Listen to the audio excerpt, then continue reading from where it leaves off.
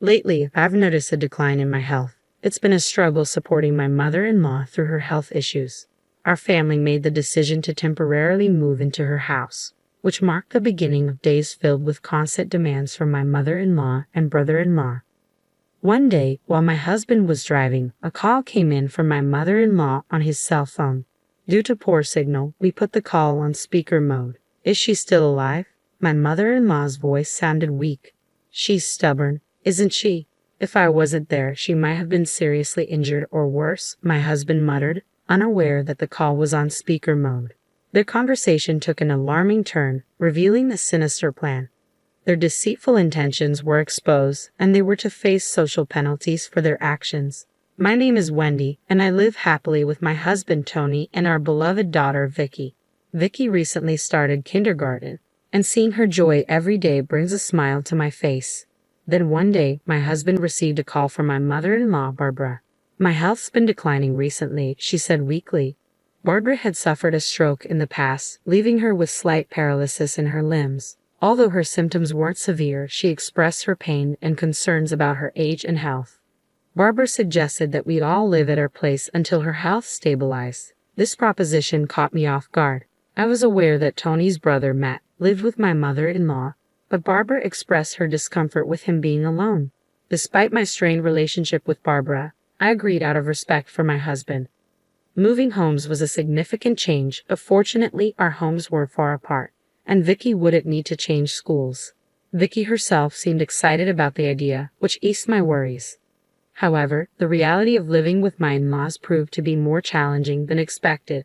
The old house required extensive cleaning and upkeep, which fell mostly on my shoulders. While I worked tirelessly, my mother-in-law would distract Vicky with outings and reminisce about her favorite son's past achievements, leaving me feeling overwhelmed and frustrated. It was hard to reconcile her seemingly good health with her claims of poor health. I regarded my mother-in-law with suspicion, sensing an air of insincerity about her. Abruptly, she started coughing, as if startled, intensifying my skepticism. But enough about her. Let's shift focus. My brother-in-law was another headache altogether. Despite the tales I'd heard, Matt turned out to be a jobless bachelor, overly reliant on his parents. His behavior was akin to that of a petulant child, despite being in his 40s. Wendy, I'm hungry. Where's my lunch? Or Wendy, why didn't you wake me up? I miss my favorite show. I found myself catering to his whims. Even my daughter, Vicky, pitched in around the house. His entitled attitude grated on my nerves. I'm not your wife or your mother, I silently screamed, particularly unnerved by his habit of calling me Wendy darling. Emotionally and physically drained by these two individuals, my life became a constant struggle. Yet, one evening during a family gathering, while fetching a fan to improve ventilation, I encountered an unexpected intrusion. Wendy, my brother-in-law's voice startled me from behind. With a smug grin, he uttered something utterly appalling. Why don't you leave boring Tony and start anew with me? Stunned disbelief gripped me as he leered lasciviously. Perhaps fueled by alcohol, his words were disgustingly crude. Brother-in-law, you're clearly too intoxicated. That's not amusing, I retorted, attempting to dismiss his advance. Yet he persisted, threatening to reveal a fabricated secret to Tony. In a bid to escape his advances, I tried to leave, but he forcibly grabbed my arm. Enough was enough. Stop it. Just stop. I managed, startled and disgusted by his audacity.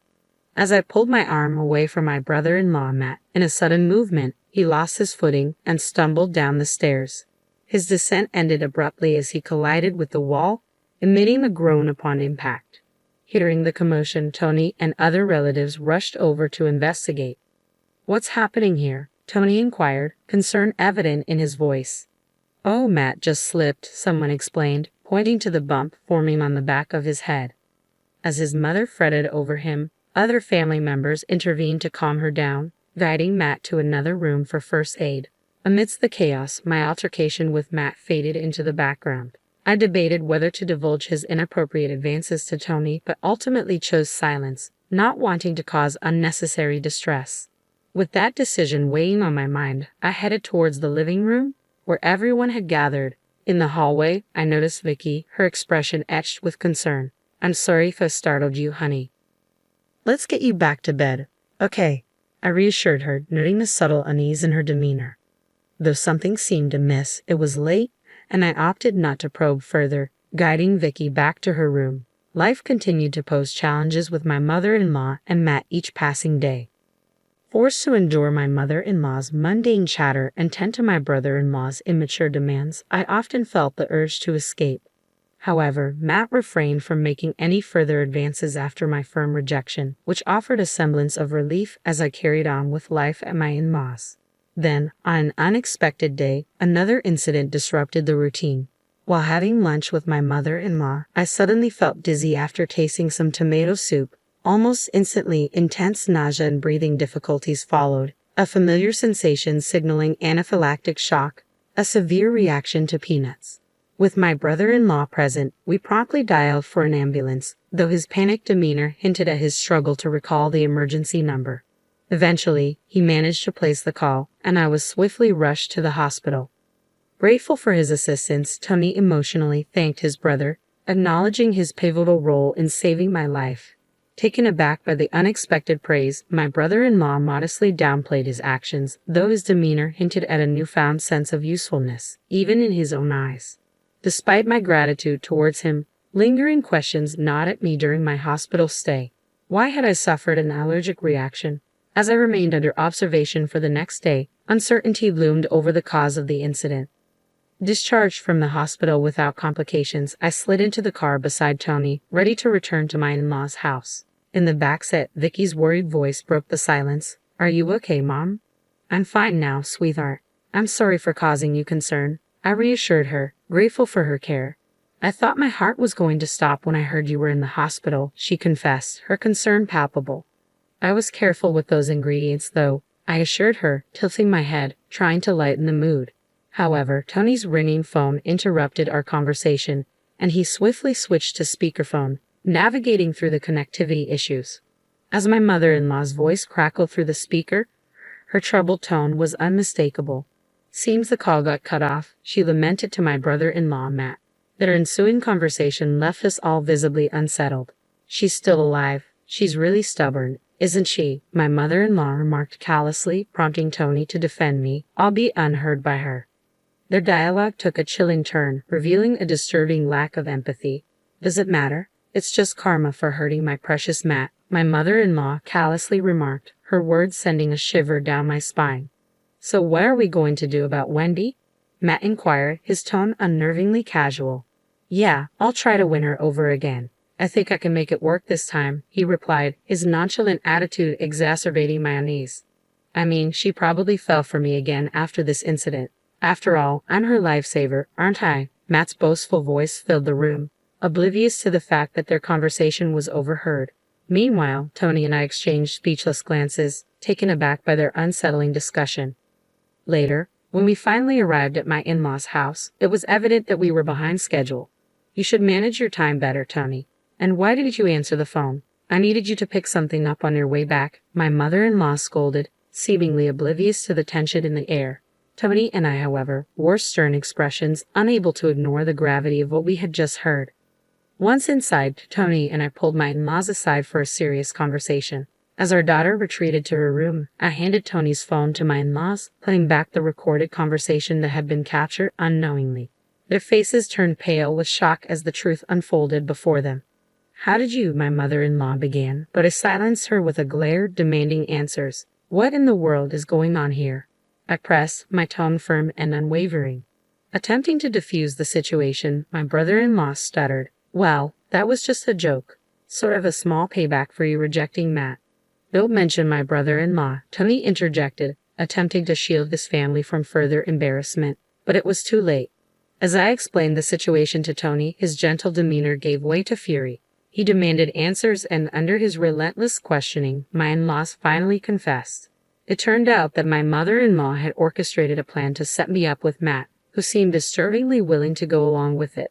Feigning illness, she had lured me to their house with the intention of turning me into her son's fiancé. The absurdity of their scheme chilled me to the bone. Their lack of empathy was astounding, driven by their misguided pity for Matt's single status. Their actions seemed beyond comprehension, almost inhuman. Their selfish scheme had backfired spectacularly, with Matt tumbling down the stairs in a pitiful manner. Recalling the event sent shivers down my spine, especially considering something my brother-in-law had said that lingered in my mind. What secret about me were you using as a threat? With a hesitant glance at my husband, he reluctantly confessed, revealing that it was about the 50 I had tucked away. They had wrongly assumed it was from secretive financial endeavors like stock trading or foreign exchange. In reality, it was earnings from my writing hobby, known and approved by my husband, who always emphasized the value of hard-earned money. It turned out my brother-in-law had stumbled upon my bank book during a visit and shared his discovery with my mother-in-law, sparking their ill-conceived plot. She, fueled by revenge for my rejection of Matt and his subsequent injury, conspired with him to sabotage my lunch with peanut powder, hoping to retrieve the money later. However, Matt's fear and guilt overwhelmed him when he saw the extent of my suffering, prompting him to call for help.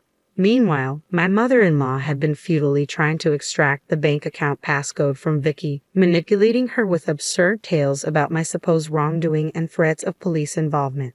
On that day, the mystery behind Vicky's strange behavior towards me was unraveled. Confronting my mother-in-law, I couldn't fathom the shamelessness of her actions, manipulating her own grandchild and attempting to steal her younger brother's wife. I never imagined you were capable of such foolishness. Tony's voice rang with anger and disbelief, his fists clenched with rage. Matt, seemingly stung by the blow to his pride, shot back, "Don't get cheeky just because you're my younger brother. I'm way more handsome than you.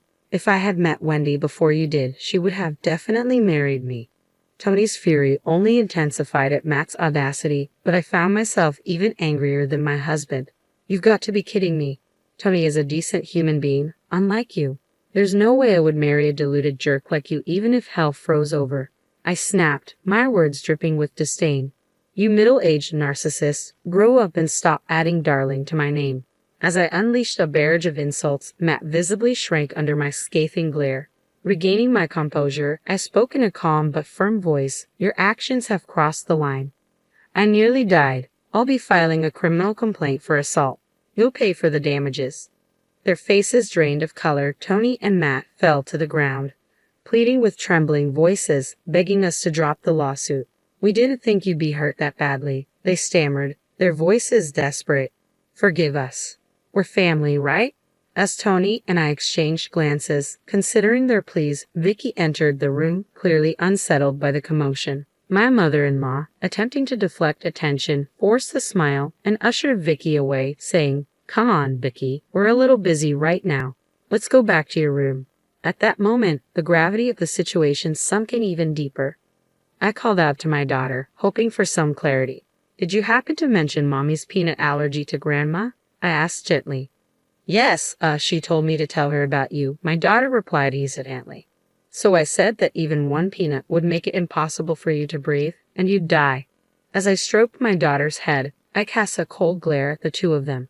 "There's no room for sympathy here. Accept your social sanctions quietly," I said firmly. Stunned, they fell silent, realizing the consequences of their actions. Later, we hired a lawyer and informally charged my mother and brother-in-law with assault. Though they didn't end up in prison due to it being a family dispute, they had to pay about 13 grand for my medical expenses and compensation. Without any savings to cover this, they were forced to sell their family home for cash. Now homeless, they made an audacious proposal to move in with us. "What kind of nonsense are you spouting?" I retorted, incredulous. "Talk in your sleep if you must." We heard later that they rented a room in a rundown apartment, living a tough life on the wages my brother-in-law earns from his part-time job. Meanwhile, we returned to our own home, breathing a sigh of relief. "I'm sorry for deciding to live together," I admitted, feeling guilty for the ordeal we had endured. "Don't worry about it. It's your seriousness that I like. That's why I married you," Tony reassured me, despite his dejection. Moved by his words, I continued, "You looked brave and cool when you punched Matt. Violence isn't good, though." Tony chuckled sheepishly, holding our daughter close.